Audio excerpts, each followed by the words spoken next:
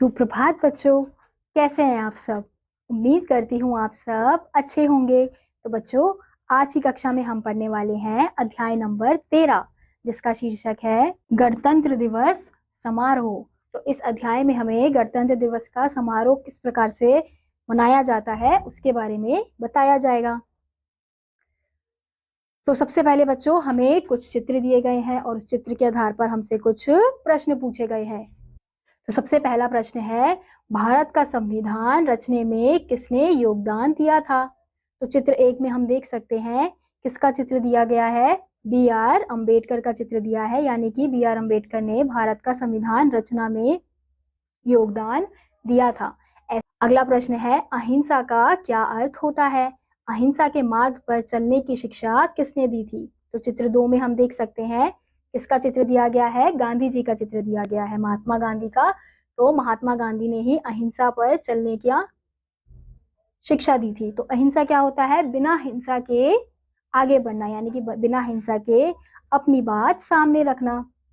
तो इसलिए गांधी जी ने अहिंसा पर, यानी किसी प्रकार की कोई मारपीट नहीं, कोई झगड़ा नहीं, इस प्रकार का क्या होता है, ये अहिंसा होती है। किसी पर किसी प्रकार का कोई हिंसा ना करना अहिंसा कहलाता है। तो गांधी जी ने अहिंसा के मार्ग पर चलने की शिक्षा सबको दी थी। तो अहिंसा के मार्ग पर चल के ही उन्होंने हमारे भारत को स्वतंत्र करने का प्रयास किया था। अब अगला प्रश्न है, तुम मुझे खून दो मैं तुम्हें आजादी दूंगा, यह नारा किसका था। तो ये नारा किसका था बच्चों, सुभाष चंद्र बोस का था। तो बच्चों, ये नारा किसका था, सुभाष चंद्र बोस का था, जिसका चित्र हमें चित्र नंबर 4 पर दिया गया है। अब अगला प्रश्न है, इन प्रसिद्ध व्यक्तियों के उपनाम लिखिए। तो यानी कि इनके निकनेम कौन कौन से हैं, उपनाम उन्हीं को कहा जाता है, तो हमें वो बताना है। तो बी आर अम्बेडकर को क्या कहा जाता है, तो बी आर अम्बेडकर का उपनाम अम्बेडकर ही है। तो हम यहाँ लिखेंगे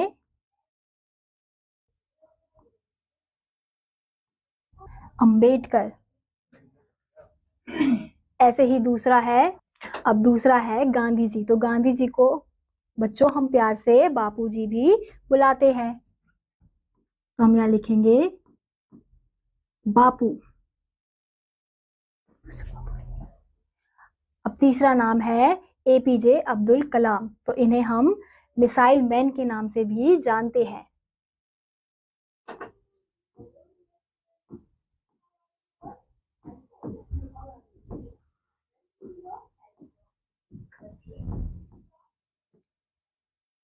अब अगला नाम है सुभाष चंद्र बोस। तो इन्हें बच्चों हम नेताजी और देश नायक के नाम से भी जानते हैं। तो हम यहाँ पे दोनों नाम लिखेंगे, नेताजी और देश नायक। ये थे बच्चों इन सभी के उपनाम। तो इसी के साथ अब हम अपना पाठ शुरू करते हैं। तो बच्चों, इस पाठ में कुछ शब्दों का प्रयोग किया गया है, जैसे कमांडर, झांकियां, पुरस्कार, अधिवेशन और संविधान। तो हम देख सकते हैं कि यहाँ पे ये जो परिवार है वो टीवी पर क्या देख रहा है। तो बच्चों, गणतंत्र दिवस में जो झांकियां हम देखते हैं टीवी में, वही ये परिवार टीवी में देख रहा है। और उस झांकी को देखते देखते वो जो वार्तालाप कर रहे हैं, उस वार्तालाप को इस अध्याय में दिखाया गया है। जैसे गिरिजा, पिताजी आज सब लोग इंडिया गेट जा रहे हैं, वे वहां जाकर क्या करेंगे। फिर पिताजी कहते हैं, बेटी आज 26 जनवरी है और यह हमारा गणतंत्र दिवस है। यह दिन हर साल बहुत धूमधाम से मनाया जाता है। इंडिया गेट पर परेड निकलती है, लोग यही देखने वहां जाते हैं। तो लोग वहां क्यों जा रहे हैं, क्योंकि वहां पे क्या होती है, परेड निकलती है। तो शायद आप लोग ने भी देखा होगा इंडिया गेट जाकर, जब परेड निकलती है गणतंत्र दिवस के दिन, स्वतंत्र दिवस के दिन, इस प्रकार की परेड इंडिया गेट में निकलती है। तो कोई लोग टीवी में देखते हैं, कोई लोग इंडिया गेट में जाकर देखते हैं। फिर गिरिजा कहती है, हमारा गणतंत्र दिवस किस प्रकार मनाया जाता है। पिताजी कहते हैं, सर्वप्रथम राष्ट्रपति के अंगरक्षक घोड़ों पर आते हैं। अंगरक्षक कौन होते हैं, जो उनके बॉडीगार्ड होते हैं, उनकी बात यहाँ पे हो रही है। तो वो किस में आते हैं, घोड़ों पर आते हैं। उनके पीछे राष्ट्रपति की बग्गी होती है। बग्गी के पीछे दिल्ली क्षेत्र के सैनिक कमांडर अपनी जीप में होते हैं। फिर गिरिजा कहती है राष्ट्रपति वहां आकर क्या करते हैं। फिर पिताजी बताते हैं बेटी राष्ट्रपति हमारे देश की सेना के उच्चतम अधिकारी हैं, अतः वे परेड की सलामी लेते हैं।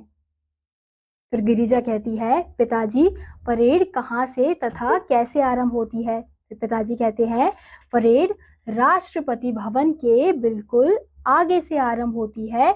इस स्थान का नाम है विजय चौक।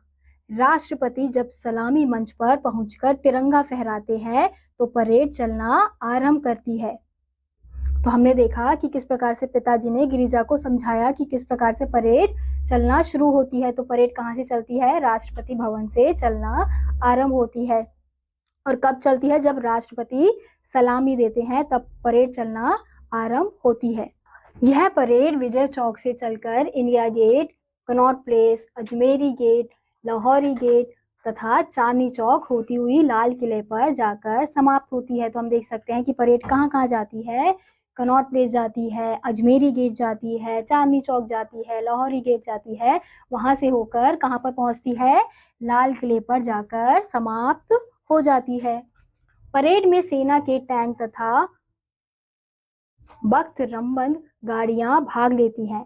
सेना की चुनी हुई टुकड़ियां अपने अपने कमांडरों के नेतृत्व में मार्च करती हुई निकलती हैं। सभी टुकड़ियां राष्ट्रपति को सलामी देती है, यानी कि जो कमांडर होते हैं जो मार्चिंग करते हैं तो वो कैसे मार्चिंग करते हैं, राष्ट्रपति को सलाम देते हुए मार्चिंग करते हैं।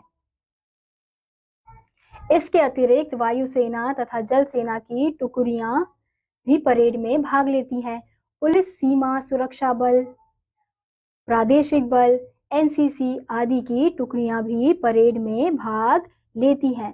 फिर गिरिजा कहती है क्या स्कूलों के बच्चे भी इस परेड में भाग लेते हैं। फिर पिताजी बताते हैं हाँ बेटी, एनसीसी की टुकड़ियां, स्काउट लड़कों तथा गाइड लड़कियों के दल इस परेड में स्कूलों की ओर से भाग लेते हैं। यानी कि जो एनसीसी में लोग होते हैं, टुकड़ियां होते हैं, वो कहाँ के होते हैं, वो स्कूलों के ही होते हैं।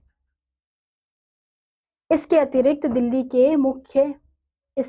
दिल्ली के मुख्य स्कूल अपने अपने नृत्य दल भी भेजते हैं। यानी कि उस समारोह में क्या होता है, नृत्य का भी प्रोग्राम दिखाया जाता है। फिर गिरिजा कहती है पिताजी गणतंत्र दिवस की परेड में और क्या क्या दिखाया जाता है। पिताजी कहते हैं भारत में बनाए गए सैन्य हथियार, तोपें, शत्रु विमानों को गिराने वाली तोपें, मिसाइलें, लड़ाकू विमान, जल सेना द्वारा प्रयोग किए जाने वाले बम तथा अन्य अस्त्र शस्त्र दिखाए जाते हैं। यानी कि हथियार, तोपें, जो बम बनाए जाते हैं, मिसाइलें बनाई जाती हैं, वो भी उस समारोह में दिखाई जाती है। फिर गिरिजा कहती है इस परेड में कुछ झांकियां भी तो दिखाई जाती हैं। पिताजी कहते हैं भारत के लगभग हर राज्य की ओर से एक झांकी परेड में भाग लेने के लिए तैयार करके भेजी जाती है। ये झांकियां हमारे देश की विभिन्न क्षेत्रों में हुई उन्नति को प्रदर्शित करती है। यानी कि जो आप झांकियां देखते हैं परेड में, वो हर एक राज्य की होती है। तो वो क्या दिखाते हैं, हर राज्य की उन्नति को प्रदर्शित करते हैं उन झांकियों के दौरान। यही नहीं, ये भारत के विभिन्न क्षेत्रों के रीति रिवाज, खान पान, पहनावे तथा लोक नृत्य आदि भी प्रदर्शित करते हैं। फिर गिरिजा कहती है सुना है गणतंत्र दिवस की परेड में हाथी भी भाग लेते हैं। पिताजी कहते हैं हाँ बेटी, इस परेड में हाथी भी भाग लेते हैं। इन पर वे बालक बालिकाएं बैठाए जाते हैं जो किसी न किसी प्रकार की वीरता का काम कर चुके होते हैं। इन बालक बालिकाओं को पुरस्कार भी दिए जाते हैं। यानी कि हाथी में किसको बिठाया जाता है, उन लड़का लड़की को बिठाया जाता है जिन्होंने किसी प्रकार का वीरता का काम किया होता है, तो हाथी में उन व्यक्ति को बिठाया जाता है। फिर गिरिजा कहती है परेड का समापन कैसे किया जाता है। पिताजी बताते हैं बेटी, परेड के अंत में वायुसेना के लड़ाकू विमान उड़ान भरकर राष्ट्रपति को सलामी देते हैं। वे आकाश में हमारे राष्ट्र ध्वज के तीनों रंगों के धुएं छोड़कर आकाश में हमारा राष्ट्र ध्वज बनाते हुए आकर्षक प्रदर्शन करते हैं। तो बच्चों ये तो आपने भी देखा होगा कि किस प्रकार से हवाई जहाज के द्वारा रंग छोड़े जाते हैं। तीनों प्रकार के रंग जो झंडे में होते हैं, उन झंडों को छोड़ा जाता है किसके प्रति?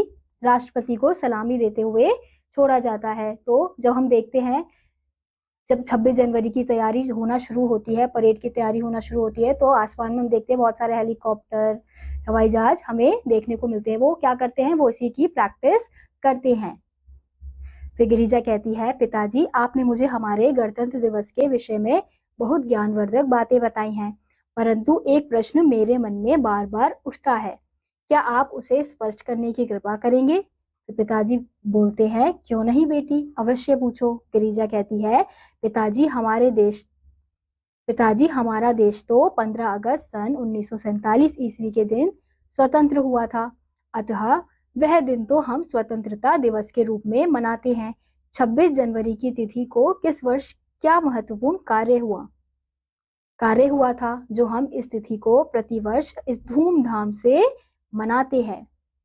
तो अब गिरिजा का मन में क्या सवाल आया कि 15 अगस्त तो हम स्वतंत्र होने की खुशी में मनाते हैं, लेकिन 26 जनवरी को क्यों मनाया जाता है? फिर पिताजी बताते हैं, बेटी 26 जनवरी की तिथि तो भारत के स्वतंत्र होने से 17-18 वर्ष पूर्व ही महत्व प्राप्त कर चुकी थी। सन 1930 ईस्वी की 26 जनवरी को भारतीय राष्ट्रीय कांग्रेस का अधिवेशन लाहौर में हुआ था।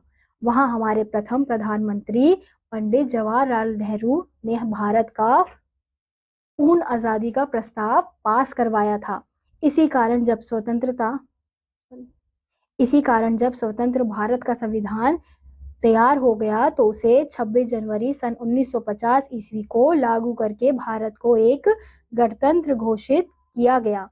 तब से यह तिथि एक राष्ट्रीय त्योहार के रूप में मनाई जाती है। यानी कि 26 जनवरी को क्या हुआ था बच्चों? हमारा जो संविधान है वो लागू किया गया था, तो इसलिए गणतंत्र दिवस को हम 26 जनवरी को मनाते हैं धूमधाम से। तो इसी के साथ बच्चों आज का यह अध्याय यहीं समाप्त होता है। उम्मीद करती हूँ आपको यह अध्याय समझ आया होगा। मैं आपसे मिलूंगी अगली कक्षा में, तब तक के लिए नमस्कार।